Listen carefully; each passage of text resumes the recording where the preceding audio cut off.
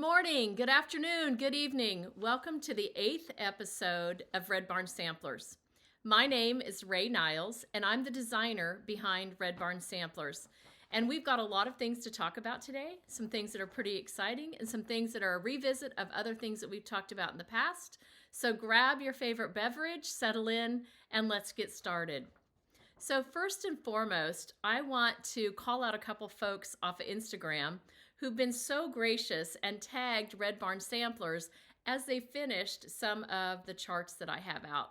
The first one being Amber, who's the Med City Stitcher, and she has pictures of W. Wallace. And if you haven't seen W. Wallace, I just want to remind you that up until December 31st, that was an exclusive at the Attic, and it's now available to anyone through your local needlework shop or off of redbarnsamplers.com. But there's a great story that accompanies this when you do get the chart, and you can learn more about it as you read through it. But if you're looking to add to your red, white, and blue collection, this might be something to add to it. So again, thank you so much to Amber from Med City Stitcher. Also, several of you have finished Jemima Fortune Cunningham. And Jemima Fortune Cunningham is a free little sampler that I've made available off of redbarnsamplers.com.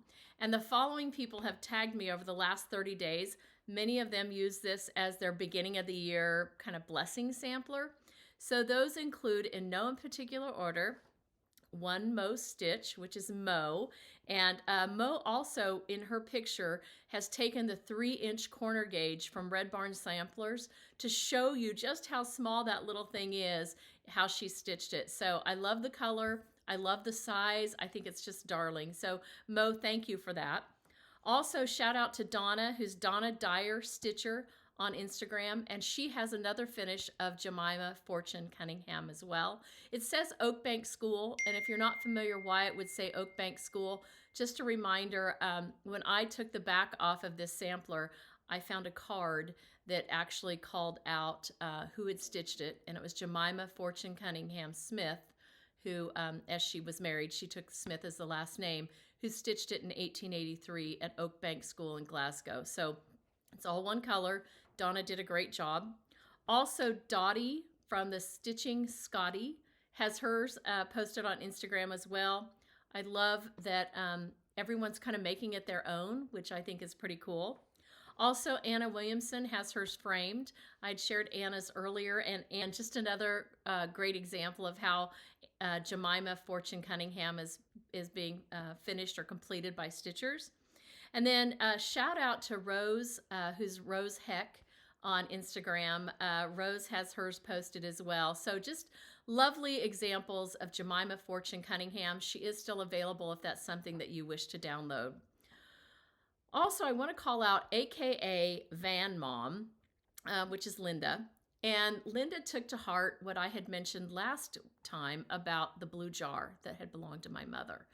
And she started tagging as well, and she's put a memento that means something to her in her Instagram post too. So if you're not familiar with what I'm talking about, in last time, episode 7, as well as episode 1, I talk a little bit about how my mother had a blue Horlick jar.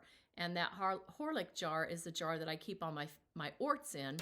And I've tried to include that in the cover of all of my charts. So you will see that Horlick jar represented in some way, shape, or form in all of my charts. Also, my friend Denise, who's Denise Dubois Stitcher on Instagram. And I believe she is almost done with Dorothy Stretton as well, if not completely done by now. And just as a reminder, this is what Dorothy Stretton looks like. Dorothy Stretton is all one color, and it's done in swamp water, although there are conversions on the back for Weeks, SWA 103, and DMC as well. So it takes not quite 3 skeins of floss, but again, I love this. And as I mentioned before, you'll be able to see my mom's jar. There's the jar here. And then also, I love the little shoes. And the verse is, Jesus said, "Suffer the little children to come unto me. Forbid them not, for such is the kingdom of heaven." And Dorothy was 9 years old when she did this. So again, just a lovely little sampler to add to your collection as well. And then I also want to take a moment and call out both the folks on Instagram as well as the folks on FlossTube who've made it a point to reach out to me and say, keep doing what you're doing. People are listening, and keep fighting the good fight. So in no specific order, S_stitching at Instagram. I met her when we were together at Sampler Symposium just this last month. Really enjoyed getting to see her and get to know her. And just if you're not following her, you should. Also, I want to just continue to champion Wendy Petros, who is from the Heart Needleart Wendy. And she's been a big champion for me and someone who said, I'm here if you have questions. I'm happy to help. And just a thank you for that, Wendy. I can't begin to thank you enough how much I appreciate your support. Also, Mountain Craft Studio on Instagram as well as FlossTube. Just another person who's made it a point to say, I appreciate what you're doing, and I just want to thank her as well. Sarah's Stitchy Spot. I have to tell you that we met for the first time in person last month at Sampler Symposium. And it was one of those hugs where you kind of do the rocky thing, and we rocked back and forth. It was just so great to meet her in person. So if you're not following Sarah on FlossTube or Instagram, I think she's Mistress Page on Instagram, but she is Sarah's Stitchy Spot on FlossTube. Just a delightful series of episodes to watch. And then also Stitching Scotty on YouTube is another one who's been very gracious in supporting me as well. And then last but not least, I would be remiss if I didn't call out our good friends Brenda and Laura. Brenda and I actually shared within about 2 weeks of each other a very significant birthday last month. So we were wishing each other happy birthday when we were together at Sampler Symposium. But we've also got similar interests in some of the things that we're working on. So just a big thank you to Brenda and to Laura for their support of not only Red Barn Samplers, but also me and this endeavor here on FlossTube. So thank you both for your continued support as well. And then I also want to call out a gal that I met for the first time last month in Phoenix, and that is Jersey Girl Stitches. And Jersey Girl Stitches has done some amazing like counting pins or stick pins, and we were gifted 2 of those last month, and they are just absolutely beautiful. I love the red color, I love the presentation, and I loved just being able to put a face with that creativity. So thank you for that. I really appreciate it. And then shifting gears a little bit, I also thought it might be helpful to let all of you know where you might be able to find Red Barn Sampler charts. And in some instances, some of you are purchasing those online directly from Red Barn Samplers, but many of you have local needlework shops that are also carrying it. So again, in no specific order, I just want to call these out. Colorado Cross Stitcher out in Colorado, Hobby House Needleworks in New York, Attic Needleworks down in Phoenix, Heart's Desire, Wichita, Kansas, Gayron Bags, again available online, Sassy Jacks out of South Carolina, The Daily Stitcher in Maine, A Stitch in Time, which, believe it or not, was my first international shop to carry me, is in Tasmania, Australia. So I sent her 18 of my charts here last week, and honestly, that was pretty exciting for me, I have to tell you, to know that it was going across the ocean to another country. In Stitches, which is in Virginia. And also just a reminder that if your local needlework shop is not carrying Red Barn Samplers and you'd like to see more of those in your local needlework shop, please encourage them to reach out to me, and I'm happy to work with them to get orders placed. I will be attending Market next month. However, I'm still on the wait list to be able to exhibit, but I will be reaching out to shops to see if there's something I could bring with me and deliver to save on postage. So pretty excited about the shops that are carrying my work, but even more excited to be able to have them readily available for all of you. So shifting gears a little bit, I thought, what am I going to share for February? What can I share that would be of interest to other stitchers? Well, there's 2 things I wanted to share. The first one was just a revisit of the Martha Smith sampler. Now, you may be asking yourself, why Martha Smith and why now? Well, I want to call out a couple things. This is the chart, and this is the original. And when I shared Martha Smith, I kind of told the story, but I'm going to revisit it a little bit. When I received Martha Smith, there was a mat around this that looked to be a homemade mat. And I believe this is the original frame. Also, you'll notice up here, these stitches right here were covered with the mat. So when I charted it, I didn't know that these stitches existed, that she had some crazy wild stitches. And it wasn't until we took it apart to reframe it and make sure that the ugly homemade mat was off of it that we found these stitches. And I love this because I think if you are a February stitcher and you aren't a big fan of Valentine's Day, or you have plenty of Valentine's Day but nothing really for President's Day, this might fit the bill for you. So let me tell you a little bit about this sampler.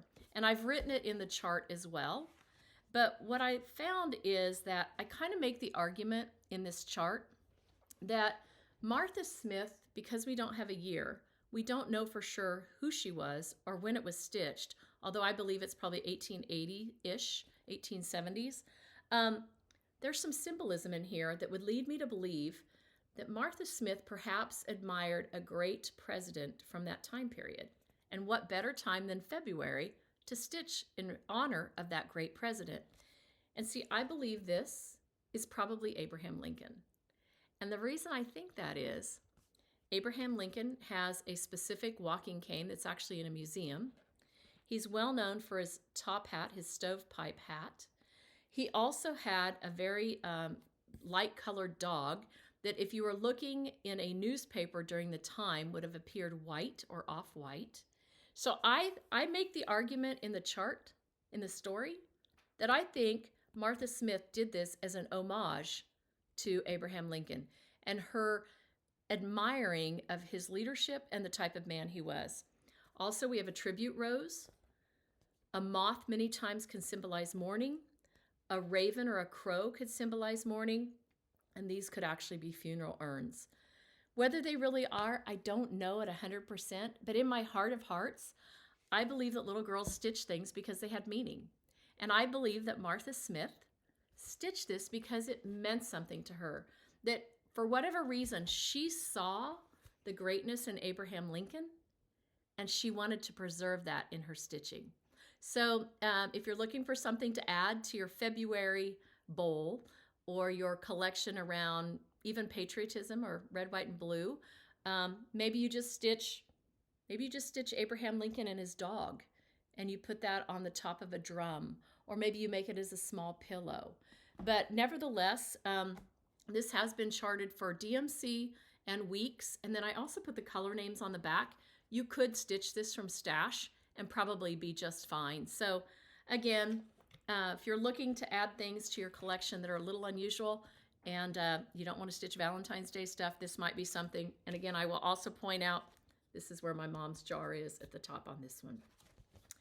I also wanted to just bring to everyone's attention the recently released charts, and I had 3 of those.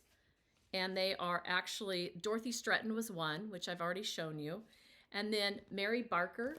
And what I like about Mary Barker, and again, here's the jar, is that it's not a traditional red and green. It's more of a teal green and almost an orange tomato red. And the colors for the model were stitched in Fire, Isla Morada, which is that teal blue color, and then Mascara. And it was stitched in weeks. It's also got a conversion for SWA 103 and DMC as well. So again, 1901, Muncaster School. I did find the little girl. There is a full story about her in the chart. And again, if you're looking for something to add to your collection that's a little bit different, the colors are not that traditional red and green. So she was born in Cormy in Cumbria, England. So again, just a nice little story about her in here as well. And then the other one, some of you have seen this on social media, I chose to display G. Hubbard rather than being in a frame, rather than being in a pin keep. G. Hubbard is actually on display at my local needlework shop down at Heart's Desire. in a glass box. And if you were at Sampler Symposium, you saw it in a glass box and with some buttons around it and a pair of scissors. Again, the jar is up here at the top. But G. Hubbard, there's a story in here as well, because it took me a while to find who this was. And it wasn't until I went back to the person I purchased it from that I was able to find that G. Hubbard is Grace Ellen Hubbard. And she never married. And there's a story in here that I find really compelling, and that is that she died in 1965. She died during my lifetime. And to think that her work now lives on, I think is pretty amazing. So again, these might be something you add to your collection or pieces of them as well. I also want to share with you one other sampler, and this is going to take me a minute because it's huge. I shared here about 3 episodes ago about a 4-foot sampler I have. This one's actually a little bit longer than the 4-foot sampler. So just a moment. A darning sampler. And I'm going to hold it up and slowly bring it up. And you can kind of see there's lots of white work on here. There's buttonholes on here. It's quite heavy. And I believe these are pieces that are put together. But the reason I'm showing this to you in February is that the little girl's name was Valentine Van Halteren. And I have a friend who is from Belgium, and my friend believes that this is probably, because it says Bruxelles, that would be Brussels. He believes this is probably, could have been a change in the borders, even it's more Flemish, but it's 1880. I love her red work up here, the darning stitches, and then the interesting piece is on the back. Again, it's very, very heavy. There's work on the back that would show kind of white work, almost a hardanger type work. And then you can see where she's had to do buttons. She's had to embroider her initials down here at the very bottom. Again, it's really awkward to hold up, but it is a beautiful piece, a beautiful example of someone's love of stitching, someone's love of needlework. This piece here in the middle, I just think is beautiful. I don't know if that's hardanger. I don't know if it's lace work. I just think it's gorgeous. And then you can also see, again, I'll hold this down here.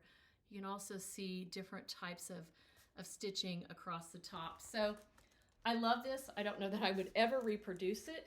However, I think it is a beautiful example of work done with a needle. And I particularly love these red examples up here at the top, and also the lace work that's done on it. So again, I thought it was appropriate to share this as part of the month of February, particularly as it related to Valentine's Day, given that her name was Valentine. And it is quite heavy. So wanted to share that with you. Also, kind of shifting gears a little bit, I've had a couple people say to me that they really enjoy being able to see the free resources or the things that are available at no cost to learn more about samplers. So I have 2 additional resources to share with you. One is, it's a book online, and it's called Samplers and Tapestry Embroideries, written in 1913, and it's available as a free download. So you can put it on your iPad or your tablet, take a look at it. It's got some great eye candy in it. Also has some great background stories as far as what the motifs in a sampler mean, different areas that samplers came from, as well as information related to, in some cases, even the girls who stitched them. The other one that I want to share with you is another book, and it is called Handbook of Needlework, 1851 by Miss Lambert. And again, another free download. And the nice thing about this book, it's got several digitized images of different types of samplers, but it also talks about different types of needlework as well. Embroidery, different types of stitches, that kind of stuff. And again, if you have it on your iPad or your tablet, you'll be able to download that and then view it offline at your leisure. So I'll put links to those both down below. So if you want to directly download those, you can. But again, just nice little pieces of information to have at your fingertips. And there's no cost to those because they are in public domain and they're free downloads. Now, the other thing I wanted to kind of close with, I've had a couple people say to me that one of the favorite things that they like about this particular floss tube is they love the tech tips. And when I first started out with those tech tips, my intent truly still remains to be to empower all of us to take that little computer that we're calling a phone and maximize how we use that. And the only way we do that is if we empower each other to know how to use that, right? And I want to help us all get better at using the technology in a way that helps us get better with our stitching. So I specifically want to call out, I had a note, a message that was left in my floss tube from a woman named Jane Abbey. And Jane said to me, you should show people how to scan documents. And I thought, oh my God, that's a great idea. How often do we see something that we want to have for later on? You know, maybe you have a stitching list that you keep on a piece of paper and you want to be able to take that with you and have readily access to it when you are shopping for threads or fabric or whatever. Or maybe you have, maybe it's a personal thing. Maybe you want to be able to scan a document that's a legal document or a document that your family wants to preserve. How do you scan a document? And then I got to thinking, well, it's the same way that you would scan an image, right? And maybe it's a recipe. Maybe your mother is gone and you and your sisters all want her recipe box, but only one sister can have it. Could you scan her 3x5 note card that has the recipe on it? Could you scan a church bulletin that maybe is a loved one who passed away that you want to preserve? Could you scan something that means something to you? Maybe your child's report card. As they take their box of junk back to their house, you still want their report card from kindergarten. You know, is there something that you could scan? So I thought, okay, that's a great idea. And I want to thank Jane for bringing that to my attention. And I also want to help you understand how you can do that, because in this little gadget here, you have the ability to have a built-in scanner. Now, there's multiple ways you can scan a document, but the thing I want to show you today is an app called Notes. And again, Notes is going to be on your phone. It may or may not be on your front page. Mine happens to be because I use it a lot. But it's Notes. It's yellow. It looks like a notebook paper. If you can't find it, remember you're going to put your finger in the middle of the screen and pull down. And when you pull down, you get a search bar. And that search bar is right here in the middle. If I type in Notes, as soon as I start typing N-O-T, it pops right up. I tap Note. And when I tap Note, it's going to either give me the list of notes I have, you can see I have quite a few, or the opportunity to create a new note. So there's a new note down here in the bottom right-hand corner. I tap on that, and I get a blank canvas, right? I also have down below in the middle a series of tools that I can use. I could put in graph paper. I could put my text bigger or smaller. I can do bullets. There's also a little camera icon that we're going to come back to. There's a pen that we could actually draw on, and then there's the X, which closes it. So if I want to take a picture of something, when I tap on that camera, I get choose photo or video. It goes out to my library and pulls something in. It also says scan documents. So I have decided we're going to scan my show notes, my little show notes here. We're going to scan this using that scan document. So I'm going to tap on it. And as soon as I tap on it, it's looking, it's saying, what do you want to scan? Well, if I hold up this piece of paper, you'll notice that kind of turns yellow, and it automatically took the picture to scan the notes. I didn't do anything. It found it and it took the picture. So let me show you what I did. Let's do it one more time. So I'm going to discard this scan. I have a blank sheet because I said new note. I'm going to click on the camera. When I click on the camera, I have a sub-menu here I can choose from. I'm going to click Scan Document. I'm going to hold this up. It turns yellow. As long as I hold it there, did you see that? It took the picture. I didn't even have to touch it. And it finds the text, and it will take an image. And then if I say save, it will save it into my note. So as long as I have a title in my note, like if I had called this Mom's Recipes, then when I close it And it says Mom's Recipes at the top. See, I put that in at the top, and then I took a scan of my show notes. If I go back to all of them, the nice thing is, underneath today, that note is called Mom's Recipes. Whatever you put in the first line of your note is the title of your note. So you could title it by date. You could title it by your kid's name. I have to tell you that for years, I have kept a Christmas list. So if anybody wanted to know what I was thinking about for Christmas throughout the year, they could do a search and find my Christmas list. I keep a grocery list. Sometimes I want to scan a recipe and take it with me at the grocery store, so I make sure I have all the items I need to make that. But you can scan an item, scan a document using your notes. There's lots of other things you can do with notes. I'll be happy to share that in other videos. But I think that being able to scan your documents is something that is beneficial to all of us. So with that, I'm going to call it a wrap. And again, I want to thank all of you for taking the time to tune in. One final reminder, our goal is to get to 4,000 subscribers. I think we're at 3,300. We're about 700 short. So if you've not clicked subscribe and you've not rung that little bell in YouTube, I would encourage you to do that.